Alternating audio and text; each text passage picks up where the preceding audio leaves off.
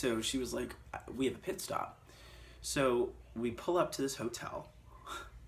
Why are we at a hotel? And it literally just hits midnight. Like, I guess they planned this, and this was like a surprise party for me. And my friends literally went all in together, and they rented out like the presidential suite of this hotel, and it had like a spiraling staircase down to the bottom, 4 adjoining rooms, and like it was awesome. And I remember walking in there, and I was being introduced to new friends, my friends brought friends, and you know, they surprised this all for me, and you know, I'm super grateful, super grateful. I mean, I think I learned how to appreciate shit because I never had shit. So growing up, if someone did like the littlest gesture, it meant the world to me, because it was just all about effort, not about like the amount of money. But the fact that they did that was like, it was a lot of money. And it was the effort too, that they loved me that much. And it's really still, it's really cool. But I remember my friend brought another guy. I will not say his name out of respect to the family. You'll understand later on in the video. So my friend brought his friend, and we're gonna call him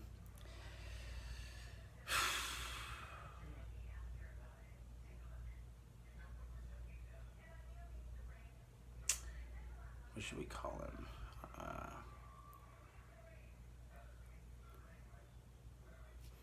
Damn it, I know so many people. These are all names of people that like I know.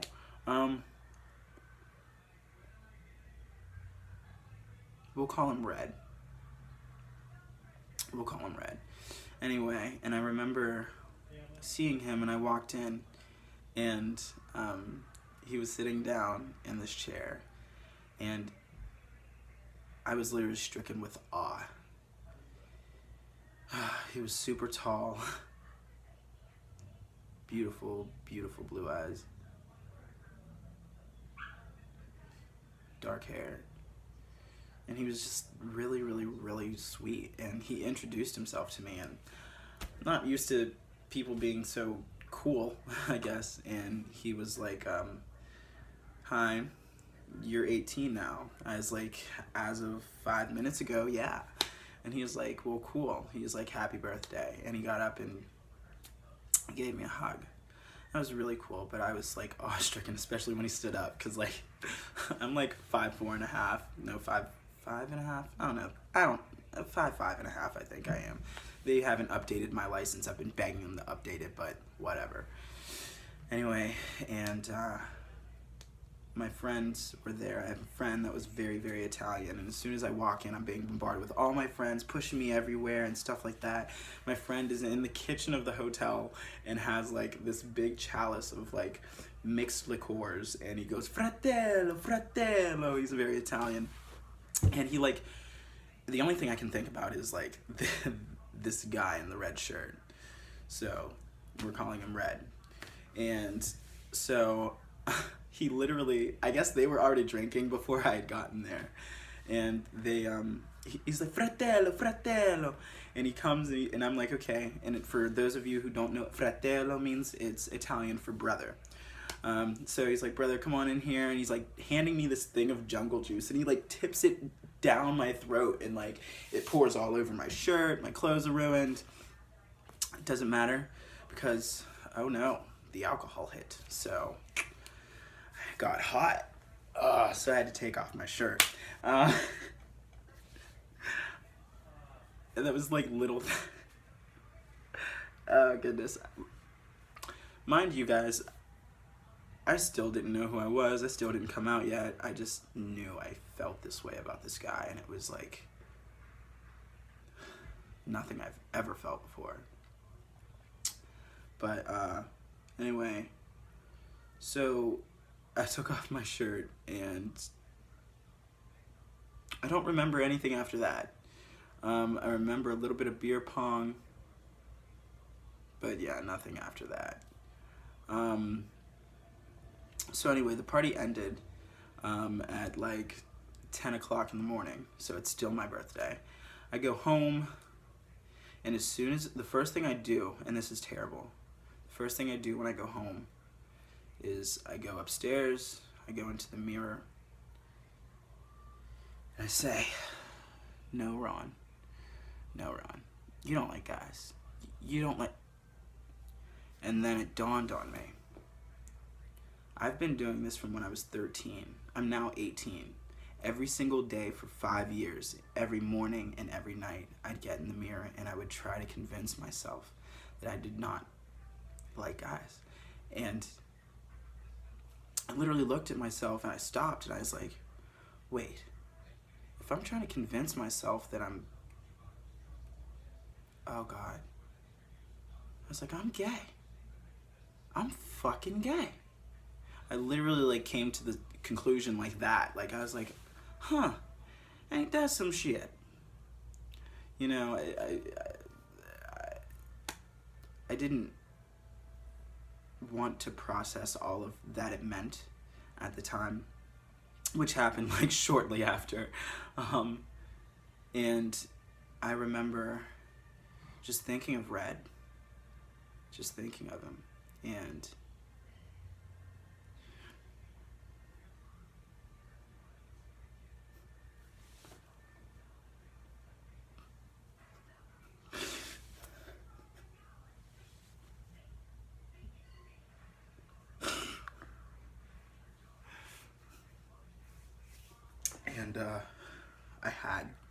I had to know him more. I had to.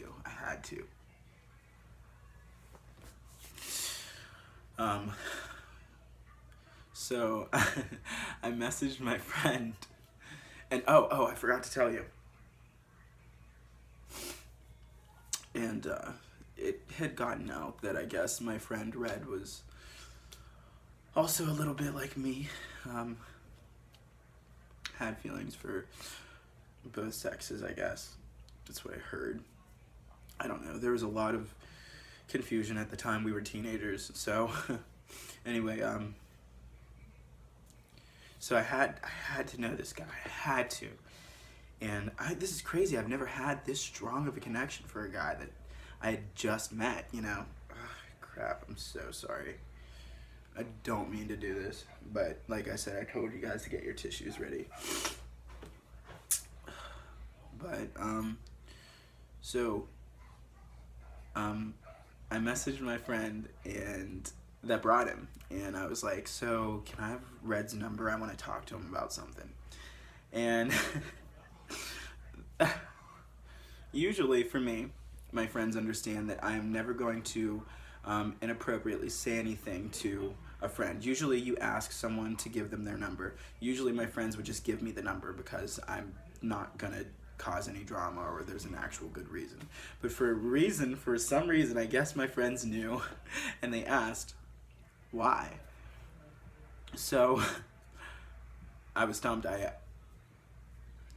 tried to lie and make something up, and they're like, no, really, I need you to tell me why. They knew. I guess they knew. And,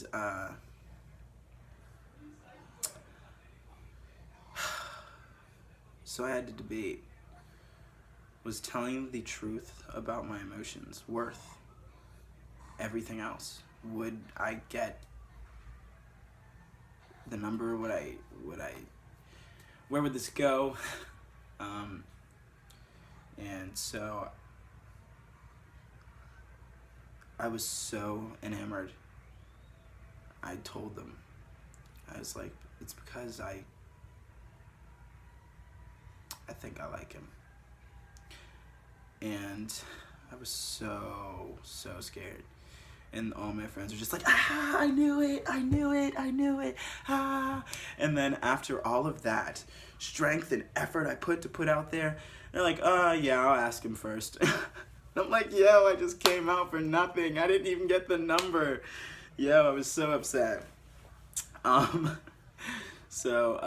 Anyway, later on that day, one of my other friends came over and was like, hey, Red's having a bonfire. And I was like, oh, that's cool.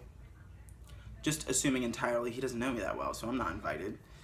And then so my friend says he asked personally for you to come. I jumped up and I was like, really? We ended up getting ready, and I remember like going to my friend's mom's house to get ready, and we were getting clothed, and as soon as we walked in the door, he goes, "Mom, Ron finally came out." She goes, "Oh God, it's about time." I was like, "Wait, you guys knew?" And he goes, "Dude, senior year of high school, you stood up on the table, pulled your pant leg up, and started singing, 'Santa baby, do do do do do.'" Yeah, no. I was a goofy kid growing up. I would do silly stuff like that all the time, regardless.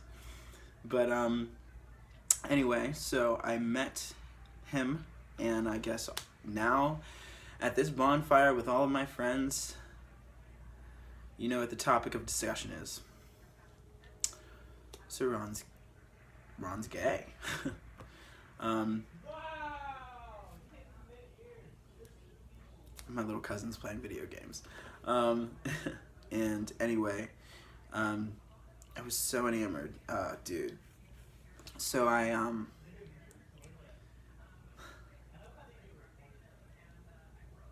remember they were talking about, oh, it's a choice, it's not a choice, it's not a choice.